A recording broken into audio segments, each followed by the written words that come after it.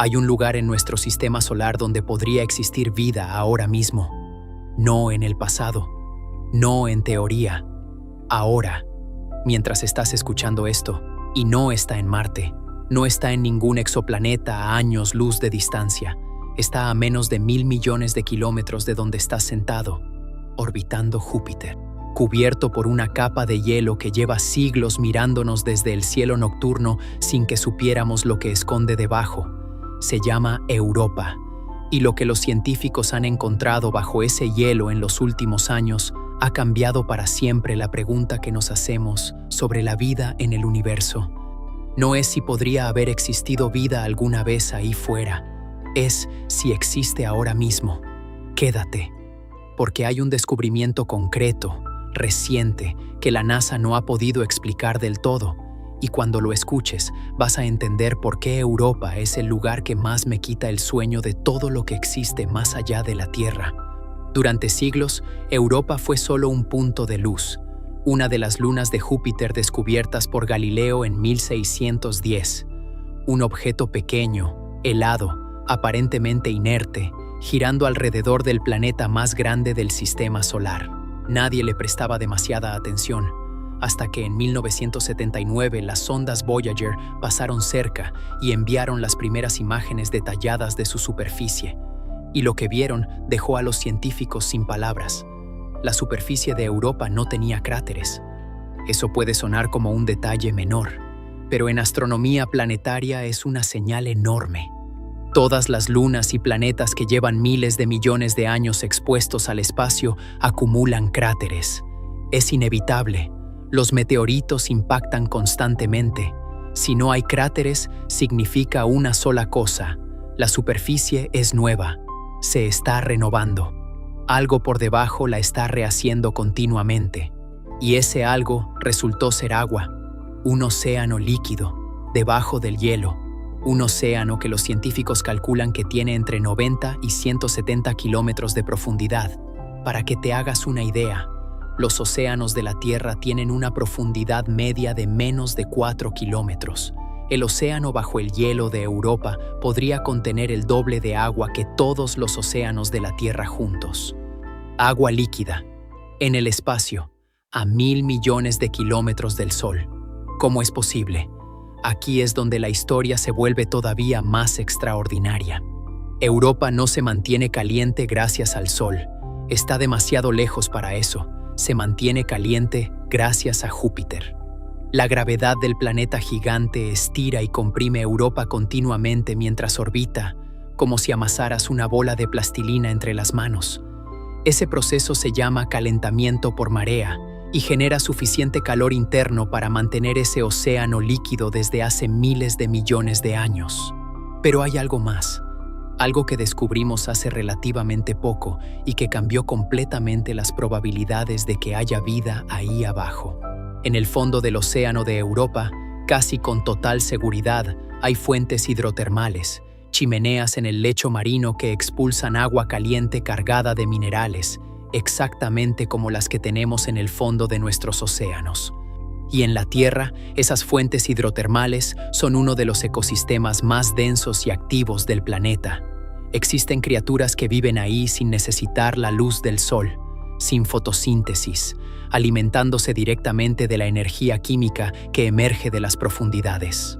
Cuando descubrimos que la vida en la Tierra no necesitaba el sol para existir, la pregunta sobre Europa dejó de ser teórica.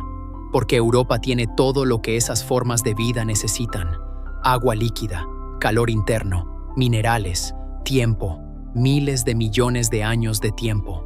Y entonces llegó el descubrimiento que nadie esperaba. En 2012, el telescopio espacial Hubble captó algo sobre la superficie de Europa que hizo que los científicos de la NASA se miraran unos a otros sin saber muy bien qué decir.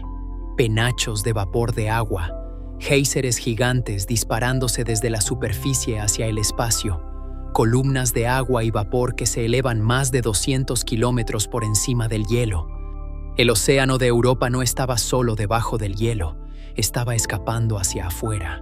Lo que eso significa es extraordinario. Significa que para analizar ese océano, para buscar lo que hay en él, No necesitamos perforar kilómetros de hielo. Necesitamos pasar una sonda a través de esos penachos y recoger las muestras que el propio océano nos está lanzando. Europa nos está ofreciendo una muestra de su interior, voluntariamente. Pero aquí viene la parte que más me inquieta, la que no te cuentan en los titulares. Cuando los científicos analizaron la composición de esos penachos con los datos disponibles, encontraron algo que no estaban buscando. Encontraron moléculas orgánicas complejas, los bloques de construcción de la vida tal como la conocemos: carbono, hidrógeno, oxígeno, nitrógeno, combinados de maneras que en la Tierra están íntimamente asociadas con los procesos biológicos. Esto no es prueba de vida. Los científicos son muy cuidadosos con esa palabra y tienen razón en serlo. Las moléculas orgánicas pueden formarse sin organismos vivos de por medio, pero son la señal más clara que hemos encontrado jamás de que las condiciones para la vida existen ahí abajo. Y hay algo más que los modelos científicos sugieren y que pocas veces se menciona en público. La capa de hielo de Europa no es estática, se mueve, se fractura, se regenera. Y en esas fracturas, donde el hielo se rompe y el océano entra en contacto brevemente con la superficie, ocurre algo químicamente interesante. La radiación de Júpiter convierte el agua y el dióxido de carbono de la superficie en oxidantes, en oxígeno molecular, que luego se hunde de vuelta al océano a través de las grietas.